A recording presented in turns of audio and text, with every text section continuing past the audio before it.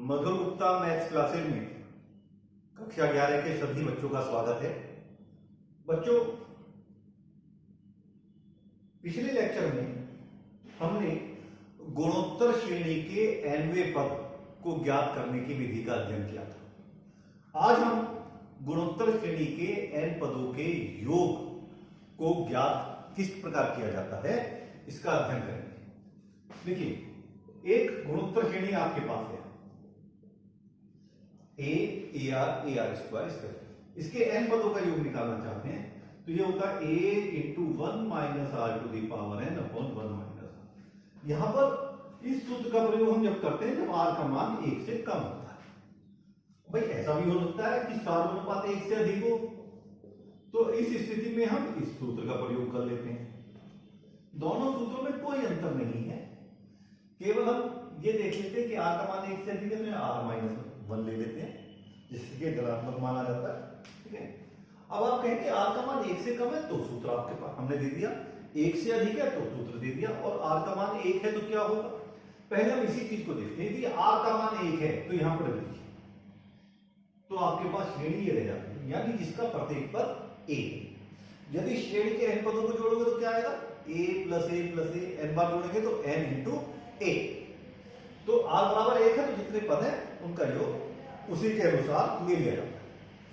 अब देखिए, यदि श्रेणी का अंतिम पद आपको दिया होगा l, nवां पद l है, यानी l हो गया a into r to the power n minus 1, तो यहां पर ये सूत्र आ जाता है a minus l r upon 1 minus r. ऊपर वाला सूत्र इस तरीके से परिवर्तित हो जाता है और नीचे वाला सूत्र l r minus a upon r minus 1।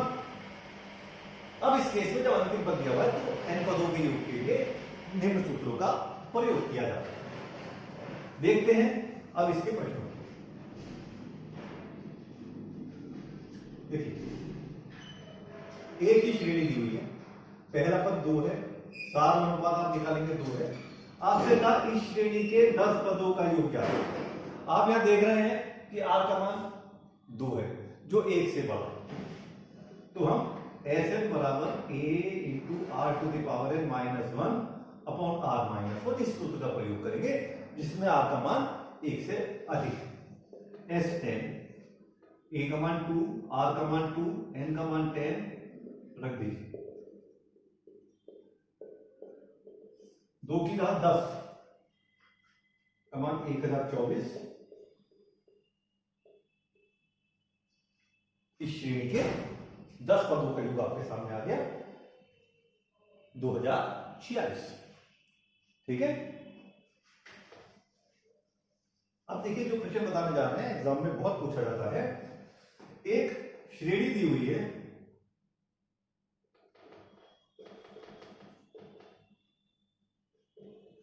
और ये कहा कि इस श्रेणी के कितने पदों का योग 55/72 है। हमने मान लिया कि n पदों का योग 55/72 है, यानी हमें n का मान ज्ञात करना है। बहुत ध्यान से इसको हल किया जाएगा। देखिए, पहला पद 2/9 है, r का मान दूसरे पद को पहले पद से भाग दे दीजिए, आप तीसरे को दूसरे पद से भाग देंगे तो भी -3/2 आएगा, जिससे पता चलेगा कि ये गुणोत्तर श्रेणी मान माइनस में है जो 1 से कम। ठीक है, अब Sn के लिए हम ये सूत्र प्रयोग करेंगे, n पदों का योग दिया हुआ 55/72। a का मान रखिए 2/9, r का मान -3/2।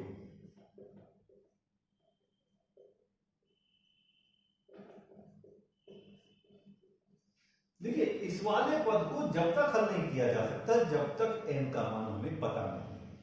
तो इसको हल करने के लिए क्या करते हैं, 2/9 ऐसे रखिए, इसको भी ऐसे रखिए, ये दोनों माइनस माइनस के गुणा होकर प्लस हो गए, क्योंकि यहां पर इसको इसकी घात 1 है तो ये रहेगा, तो 1 + 3/2 के 5/2 जो ऊपर जाकर 2/5 हो जाता है। ठीक है, अब इन दोनों पदों को हम इधर ले जाएंगे,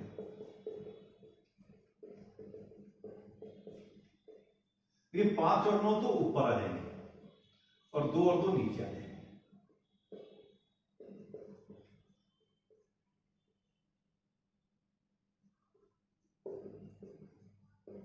यहां से 1 आप इधर ले जाइए, ये वाला 1, 32 तो लघुत्तम हो गया, ये आ गया 243। अब ये माइनस वाला चिन्ह उधर चला जाएगा, इसको लिख सकते हैं -3/2 अब ये भी -3/2 है, ये भी -3/2 है, इसलिए घातों की तुलना की जा सकती है, यानी कि n का मान 5, यानी इस श्रेणी के 5 पदों का योग 55/72 होगा।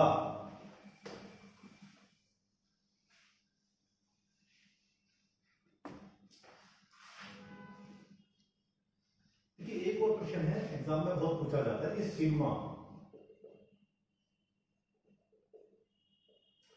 सिग्मा n का मान 1 से 6 तक है, 2 + 3 n का मान ज्ञात करना। सिग्मा का क्या अर्थ है?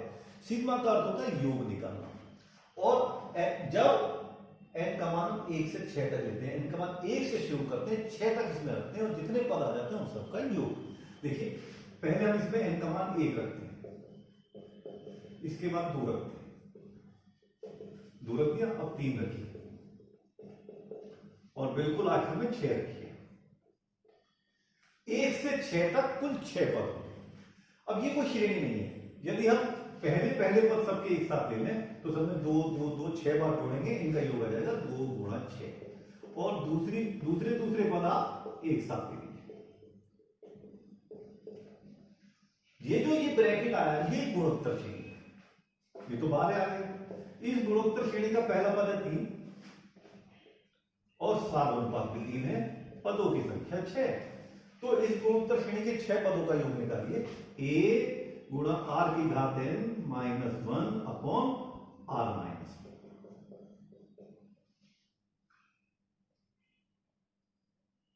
3 की घात 6, ये होता है 729 में से एक 728/2।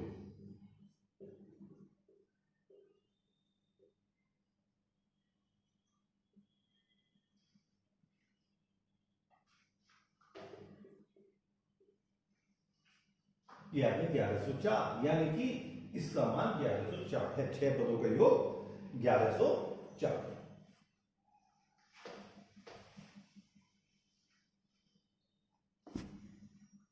देखिए एक गुणोत्तर श्रेणी के n पदों का योग S1 है, तो ये हो गया a × 1 -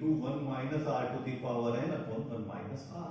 गुणोत्तर श्रेणी के n पदों का योग हमने यहां पर ये ले लिया कि r का मान 1 से कम है, आप चाहें तो 1 से अधिक भी ले सकते हैं। S2 है 2n पदों का योग, तो ये आ जाएगा, और S3 दिया हुआ है आपको 3n पदों का योग, यानी कि प्रश्न में आपको दिया हुआ है कि S1 गुणोत्तर श्रेणी के n पदों का योग है, S2 2n पदों का योग है, और S3 3n पदों का योग है। तो आपको सिद्ध करना है कि S2 - S1 का जो वर्ग है वो है S1 × S3 - S2 के गुणनफल। इसको अलग हल करेंगे, इसको अलग हल करेंगे, दोनों बराबर आ जाएंगे, तो आप कह देंगे दोनों बराबर है। तो पहले आप निकालते हैं S2 - S1,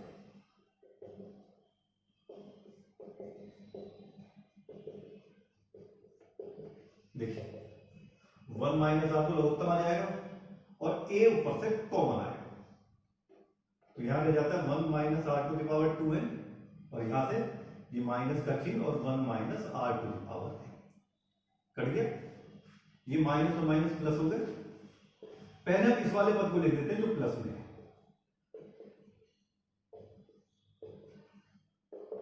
r⁴n ऊपर से कॉमन आ जाएगा। हमें चाहिए S2 - S1 का वर्ग, तो हम दोनों पक्षों का वर्ग कर देते हैं। वर्ग करेंगे तो यहां a की घात 2, यहां r⁴n, ये 1 - r⁴n का वर्ग, और ये 1 - r का वर्ग। समीकरण 1 लेफ्ट हैंड साइड को आपने सॉल्व कर लिया। अब हम इसी तरीके से राइट हैंड साइड को हल करते हैं।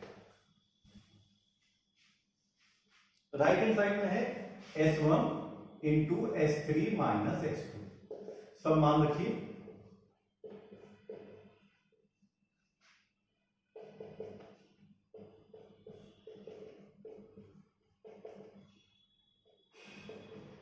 ये आपने मान रखी है।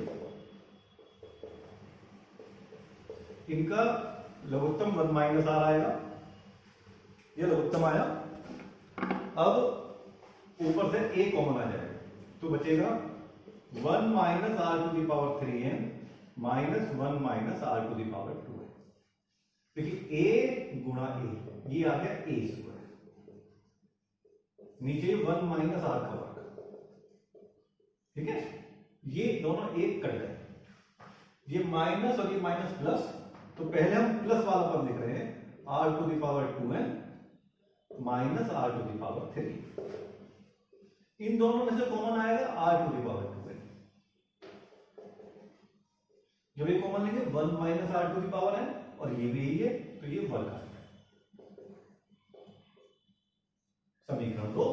अब आप समीकरण 1 और 2 से कह सकते हैं कि S2 माइनस S1 का जो वर्ग है वो S1 into S3 minus S2 के बराबर है, ठीक है। तो बच्चों इस तरीके से गुणोत्तर श्रेणी के n पदों के योग का प्रयोग करते हैं।